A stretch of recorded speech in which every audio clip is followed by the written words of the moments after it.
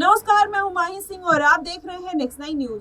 आजाद की बात करें और मायावती की बात करें तो कहीं ना कहीं इस बार के उपचुनाव में दोनों लोग अपना दमखम दिखाने का प्रयास कर रहे हैं। वहीं मायावती अब आकाश आनंद को आगे करते हुए दिखाई दे रही हैं। आकाश आनंद के तेवर थोड़े नरम नजर आ रहे हैं, अंदाज वही है। तो ऐसे में अब मायावती ने क्या आकाश आनंद को समझा बुझा कर भेजा है कि अब आजाद की तर्ज पर चलना है या फिर चंद्रशेखर आजाद जिस तरीके से मायावती के तर्ज पर चलते हुए नजर आ रहे हैं, ये बात कहीं ना कहीं जनता को कंफ्यूज करती हुई नजर आ रही है। जी हाँ, आपको बता दें, अब चंद्रशेखर आजाद मायावती के उन तमाम मुद्दों को उठा रहे हैं और कहीं ना कहीं दलितों की हितैषी के तौर पर सामने आ रहे हैं। जी हाँ, आपको बताएं, इसके पहले चंद्रशेखर आजाद मायावती के ऊपर इल्जाम लगाया। उन्होंने कहा कि वो काशीराम जी के जो सिद्धांत है उनको भूल चुकी हैं, उनके विरासत को आगे बढ़ाने का काम नहीं कर रही हैं। मैं काशीराम जी और भीमराव अंबेडकर जी के जो सिद्धांत है उन पर चलूंगा और उनकी ही बात को फॉलो करूंगा। वही बात कहीं ना कहीं मायावती को खटकती हुई दिखाई दे रही है।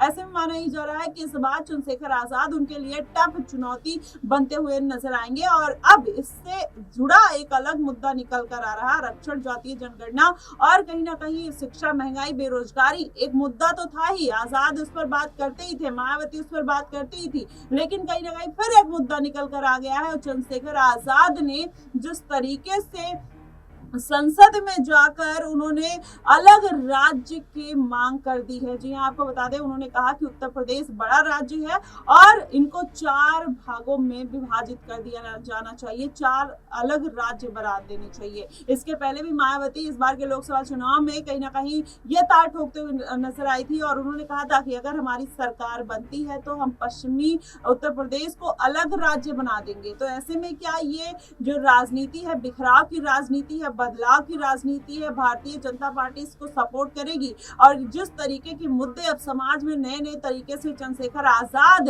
उठाते हुए नजर आ रहे हैं, क्या इसका जो नुकसान है वो उत्तर प्रदेश में देखने को मिलेगा? क्या इसमें जनता का बंटवारा नहीं होगा? ये तमाम कहीं ना कहीं बातें निकल कर आ रही है और आजाद का संसद में इस तरीके की बात कहना कहीं ना कहीं इसी बात की तरफ इशारा है कि वो उत्तर प्रदेश को अलग अलग धड़ों में बांटने की कोशिश कर रहे हैं। पहले आजाद की आप ये वीडियो देखिए, क्या कुछ कहते हुए नजर आते हैं आजाद। सभापति महोदय, उत्तर प्रदेश देश का सबसे बड़ा सूबा है, उसको इस बजट में कुछ नहीं मिला और बहुत सारे मेंबर, 80 के लगभग हम मेंबर जो है उत्तर प्रदेश जीत के आए, ना के बराबर मिला। यूपी में 25 करोड़ से ज्यादा आबादी है, उत्तर प्रदेश के अंदर 5 किलो राशन सरकार दे रही है, लेकिन जीवन जीने के लिए काफी नहीं है। और भी बुनियादी सुविधाओं की जरूरत पड़ती है। अगर इज्जत की जिंदगी चाहिए, उसके लिए सरकार के पास कोई उपाय नहीं है।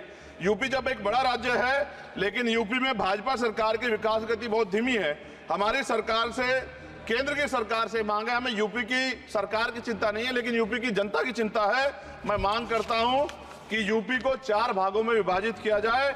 डॉक्टर बाबा साहब अम्बेडकर ने कहा था 1995 में, उनकी बुक है थॉट्स ऑफ लिंग्विस्टिक स्टेट, किताब में कहा था राज्य जितना छोटा होगा, राज्य की प्रगति उतनी होगी, जनता को रोजगार मिलेगा और जनता का जीवन संपन्न होगा। मोदी, एक बात मुझे आपसे कहनी है, आपने भी ये विषय उठाया था जब आप अपनी बात रख रहे थे, शेड्यूल कास्ट के साथ जो धोखा किया गया सुप्रीम कोर्ट के जरिए, आप इस बात को इस तरह समझे, 1.5 साल पहले मैंने मांग की थी, अगर इतना हितैषी हमारे लोग होते तो जब ईडब्ल्यूएस 10% दे सकते हैं तो 5% शेड्यूल कास्ट के उन जातियों को दिया जा सकता था, लेकिन दृढ़ संकल्प और इच्छा शक्ति नहीं है गरीबों के उत्थान की। साथ साथ ओबीसी की जातियां, उनको भी दिया जा सकता था। ये जो हमारे साथ खेल किया गया है, ये खेल जो है, इसमें बहुत गुस्सा है। सरकार को संज्ञान लेना चाहिए और सत्ता और विपक्ष दोनों जो है अपना स्टैंड क्लियर कर दें, क्योंकि दलित समाज, आदिवासी समाज इसको देख रहा है, वो भूलेगा नहीं। तो देखा आपने किस तरीके से दलितों की हितैषी बन रहे हैं चंद्रशेखर आजाद, तमाम और भी मुद्दों को उठाते हुए नजर आए, जिसमें मुसलमानों के हितों की बात करते हुए नजर आए। वहीं अगर देखा जाए तो समाज के अलग अलग वर्ग को साधने का प्रयास कर रहे हैं। शिक्षा, महंगाई, बेरोजगारी, ये जो तमाम मुद्दे हैं, उससे